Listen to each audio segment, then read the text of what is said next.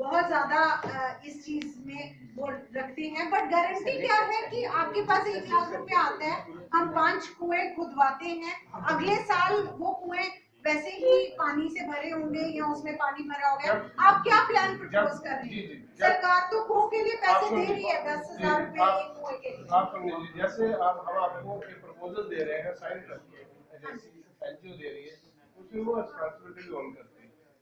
ऐसा नहीं है कि हम प्रपोजल देके चले जाएंगे, बाद में हमें पैसे सर आप अकेले क्या क्या करेंगे? अकेला नहीं, मेरे पीछे बहुत सारे लोग हैं, गाँव के लोग। अब सर गाँव के लोग इधर ही है, सर गाँव के लोग, सर गाँव के लोग आपके साथ है सर। थैंक यू गाँव के लोग साथ हैं, ये गाँव की आवाज है। अगर हमारे पास पानी नहीं होगा, जीवित नहीं रह सकते। यहाँ पे हमें लग रहा है कि इस चीज के लिए अब इस ग्रुप में डिस्कशन